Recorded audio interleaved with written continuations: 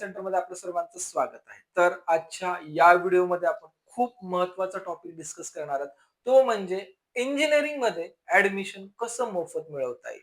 ते पण एका कॉलेजला नाही, महाराष्ट्रातील संपूर्ण कॉलेजसाठी आपण या पद्धतीने ॲडमिशन मिळवू शकतो. मग हे ॲडमिशन मिळवण्यासाठी एकंदरीत याची एलिजिबिलिटी काय लागणार आहे, लिस्ट ऑफ डॉक्युमेंट्स काय लागणार आहेत, नंबर ऑफ सीट्स किती असणार आहेत यामध्ये आणि बेसिकली याच्यासाठी काय मेरिट लागणार आहे हे सुद्धा आपण माहिती करून घेणं खूप जास्त महत्वाचं आहे.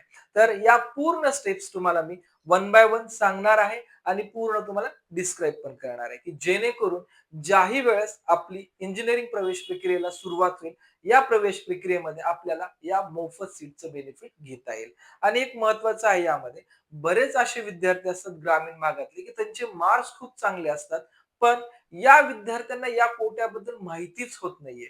मग त्या अनुषंगाने बऱ्याच वेळेस आपण पाहतो की मार्क्स खूप चांगले आहेत, परिस्थिती खूप गरीब आहे, चांगल्या कॉलेजला नंबर लागतोय पण तिथली फीस भरायची परिस्थिती नाहीये. तर असे विद्यार्थी हा कोटा माहीत नसल्याबाबत ते अपॉर्च्युनिटी मिस करतात.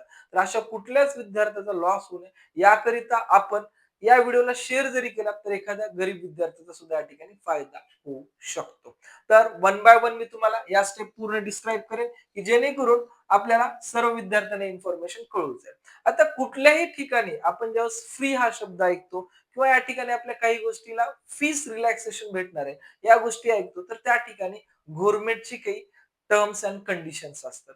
मग या टर्म्स अँड कंडिशन्स काय, याचे बेनिफिट्स काय, ड्रॉबॅक्स काय, हे सुद्धा आपण या व्हिडिओमध्ये क्लिअर करणार आहोत. मेनली फर्स्ट इलिजिबिलिटी आपली की जोही कॅन्डिडेट या कोट्या अंतर्गत अप्लाय करणार आहे हा कॅन्डिडेट महाराष्ट्र डोमिसाइल असायलाच पाहिजे, तरच या कोट्यामध्ये अप्लाय करता येतं.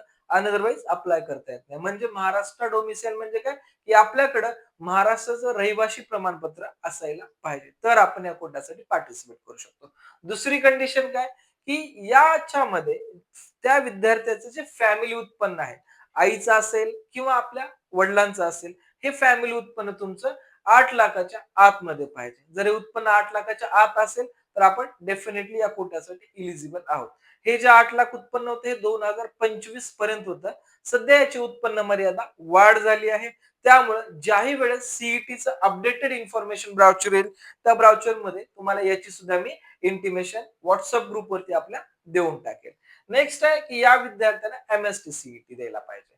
आपण जेई पण देतो पण सीईटी पण देतो, पण जर आपल्याला या कोट्या अंतर्गत पार्टिसिपेट करायचं असेल तर आपण एमएसटी सीईटी एक्झामिनेशन देणं गरजेचं आहे. या कोट्यासाठी आपण कुठल्याही कॅटेगरी प्रवर्गात असेल तर आपण या ठिकाणी अप्लाय करू शकतात, काही अडचण नाही. कुठल्या जरी कॅटेगरी प्रवर्गात असाल तर ठीक आहे. तर इलिजिबिलिटी बद्दल तुमची माहिती क्लिअर झाली.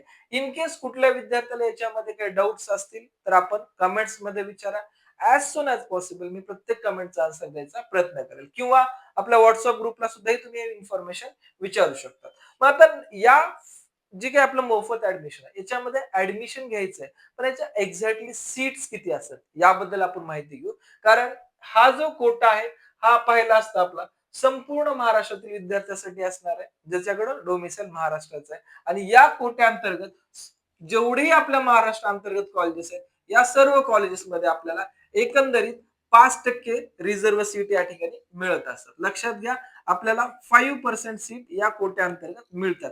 म्हणजेच एखाद्या कॉलेजमध्ये जर आपल्याला 100 जागा आहेत तर आपल्याला या ठिकाणी 5 जागा या ठिकाणी मिळतात. एखाद्या कॉलेजमध्ये 60 जागा आहेत तर या ठिकाणी आपल्याला 3 जागा उपलब्ध होत असतात.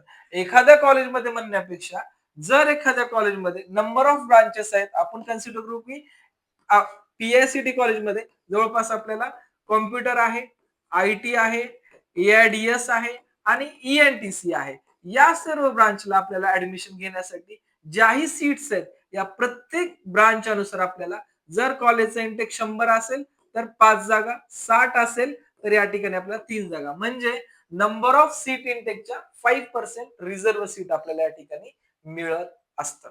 ठीक आहे. आता सीट तर लिमिटेशन आहे, कारण मुळात ज्यावेळेस आपण इंजिनिअरिंगचा विचार करतो तर प्रत्येक ब्रांचला मिनिमम 60 जागा तर असतातच, पण या ठिकाणी तर आपल्या 5 जागा.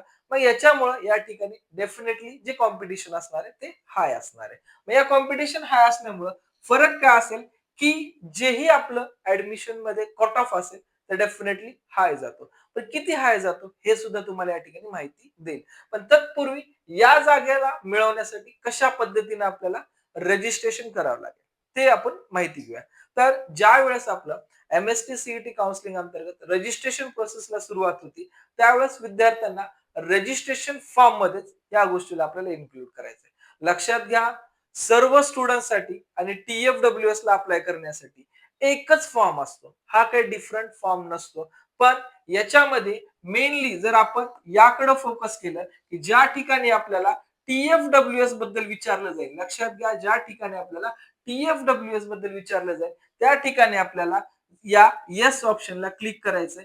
तरच आपण या ठिकाणी या कोट्याअंतर्गत पार्टिसिपेट होऊ शकतो आणि या कोट्याअंतर्गत जे बेनिफिट्स मिळणार ते आपल्याला मिळत असतात. खूप महत्वाचं आहे. आपण या ठिकाणी या ऑप्शनला येस करणं गरजेचं आहे. आता विद्यार्थ्याला पुढे बरेच प्रश्न पडतील. येस केलं तर बेनिफिट्स काय? या ठिकाणी ड्रॉबॅक्स काय? ते पण मी तुम्हाला वन बाय वन या ठिकाणी क्लिअर करेन. आता मेनली जेही मी तुम्हाला TFWS ते अगोदर काय आहे हे आपण समजून घेऊ आणि देन पुढे आपण या ठिकाणी डिस्कस करूया. ठीक आहे. मेनली जर आपण TFWS चा जर विचार केला, टोटल ट्युशन फी वेवर स्कीम. हे या स्कीम अंतर्गत आपल्याला कॉलेजमधली जी ट्युशन फी आहे ती आपली माफ होत असते. म्हणजे एखादा विद्यार्थी जर ओपन कॅटेगरीचा असेल, ठीक आहे, जर ओपन कॅटेगरी असेल, ओबीसी असेल अथवा ईडब्ल्यूएस प्रवर्गातनं असेल अथवा एससीबीसी प्रवर्गातनं असेल, तर अशा विद्यार्थ्यांची जी फीस माफ होती हे आपली 50% पर्यंत आपली फीस माफ होती. आणि बाकी जे प्रवर्गातले एससी आहे, एसटी आहे, NT1, NT2, VGDT या प्रवर्गातली 100% ट्युशन फी माफ होती. तर SC, ST, NT1, NT2, NT3, VGDT या प्रवर्गातल्या विद्यार्थ्यांनी ऑप्शन नो जरी केला तर हरकत नाही. पण बाकीचा जो प्रवर्ग आहे या प्रवर्गातल्या विद्यार्थ्यांनी जर यस करून भरला आणि त्या ठिकाणी आपली सीट अलाउड झाली तर आपल्याला हे 50% सुद्धा जे ट्युशन फी आहे हे सुद्धा आपल्याला भरायची काही आवश्यकता राहणार नाहीये. ठीक आहे, ते सर्वात महत्वाचा पॉइंट आहे. मग याच्यामध्ये महत्वाची गोष्ट आहे की जोही हा ऑप्शन आहे हा महाराष्ट्रातील कोणकोणत्या कॉलेजला ऍप्लिकेबल आहे. तर प्रश्न पडेल की जर TFWS जर सर्व काही मोफत आहे तर विद्यार्थ्याला प्रश्न पडेल की मेनली गव्हर्नमेंट किंवा गव्हर्नमेंट ऑटोनॉमस या दोनच कॉलेजला मिळेल. तर असं नाहीये. महाराष्ट्रातील government autonomous, government university department as well as private autonomous आणि प्रायव्हेट या सर्व कॉलेजसाठी हा ऑप्शन उपलब्ध आहे. मग या ऑप्शनला कसं भरायचं आहे आणि कशा पद्धतीने भरल्यानंतर याचा योग्य तो उपयोग आपल्याला होऊ शकतो याबद्दल आपण माहिती घेऊया. तर लक्षात घ्या, ज्याही विद्यार्थ्यांना आपले व्हॉट्सअप ग्रुप अथवा आपली पेड काउन्सिलिंग जॉईन करायची आहे, स्क्रीनवरती ऑफिशियल नंबर शेअर केले त्याच्यावरती आपण कॉन्टॅक्ट करून पेड काउन्सिलिंग जॉईन करू शकतात. नेक्स्ट आहे आपलं या ठिकाणी ज्या विद्यार्थ्यांना आपल्या इंजिनिअरिंगची कट ऑफ बुक हवी आहे असे विद्यार्थी या कट ऑफ बुक साठी अप्लाय करू शकतात की जेणेकरून आपल्याला इन डिटेल इन्फॉर्मेशन या ठिकाणी मिळून जाणार आहे. आता यामध्ये जे काही TFWS आहे या TFWS अंतर्गत आपल्याला काय बेनिफिट्स भेटतात याबद्दल आपण इन डिटेल इन्फॉर्मेशन घेणार आहोत. तर सर्वात पहिलं बेनिफिट आहे ट्युशन फी 100% आपली माफ होणार आहे. लक्षात घ्या, बेनिफिटचा विचार केला जीही आपली कॉलेजची ट्युशन फी आहे ही पूर्णतः ट्युशन फी आपली माफ होणार आहे. ते पण कधीसाठी? 1 वर्षासाठी नाही, पुढील जेही आपले 4 वर्ष या 4 वर्षासाठी माफ होणार आहे. ठीक आहे. दुसरी गोष्ट, हे जे ऍडमिशन असेल ऑन द बेसिस ऑफ मेरिटच असणार आहे, हे पण लक्षात असणं गरजेचं आहे. आणि इथला मेरिट कम्पेरेटिव्ह टू थोडासा हाय असणार आहे. त्यामध्ये विद्यार्थ्यांना कॉलेजची फीस कमी आहे या अनुषंगाने इथला कट ऑफ वाढणार आहे. मग आता हा कट ऑफ वाढतो कसा हे पण लक्षात घ्या, कारण बरेच विद्यार्थी या ठिकाणी खूप मिस्टेक करून घेतात आणि मिळणारी संधी या ठिकाणी गमावून बसतात. तर आपल्याला जेही आपले TFWS चे ऑप्शन्स आहेत हे ऑप्शन्स आपल्याला भरताना कुठल्याही कॉलेजमध्ये जर आपण TFWS केला तर याचं प्राधान्यक्रम आपण पहिल्यांदा द्या आणि नॉर्मल सीटचं प्राधान्यक्रम आपण 2 नंबरला द्या. जेणेकरून जर आपला नंबर TFWS मधनं लागत असेल तर आपली टोटल ट्युशन फी माफ होईल. आणि आपण TFWS यस केल्यानंतर लक्षात घ्या, मगाशी क्वेश्चन तुम्हाला सांगितलं होता, यस केल्यानंतर काय होतं, नो केल्यानंतर. नो केला तर आपल्याला फक्त नॉर्मल सीट दिसतात आणि ज्यावेळेस आपण यस करू तर नॉर्मल ऍज वेल ऍज TFW अशा दोन्ही सीट्स आपल्याला मिळत असतात. आणि याचा सिक्वेन्स कसा लावायचा, अरेंज कसं करायचं हे सुद्धा मी तुम्हाला सांगून देईल. ठीक आहे. कारण यामध्ये विद्यार्थ्यांचं बरंच कन्फ्युजन आहे, की एक्झॅक्टली टी-एफ-डब्ल्यू-एसचा वापर कसा करायचा आणि कुठं करायचा. ते सुद्धा मी पुढील व्हिडिओमध्ये तुम्हाला इन डिटेल इन्फॉर्मेशन देऊनच टाकेल. ठीक आहे. तर यामध्ये तुम्हाला जसे काही ॲडव्हांटेज आहेत, तसे याचे काही डिसएडव्हांटेज आहेत का? याबद्दल मी तुम्हाला माहिती देईल. आता यामध्ये डिसएडव्हांटेज काय? तर डिसएडव्हांटेजेस 2 आहेत. जर आपल्याला टी-एफ-डब्ल्यू-एस मधनं आपण इंजिनिअरिंग प्रोसेसमध्ये ॲडमिशन मिळवलं, तर आपल्याला पुढील 4 वर्ष कॉलेज अथवा ब्रांच चेंज करता येणार नाही. हा सगळ्यात मोठा डिसएडव्हांटेज आहे. पुढील 4 वर्ष कॉलेज, ब्रांच, युनिव्हर्सिटी काही चेंज करता येणार नाहीये.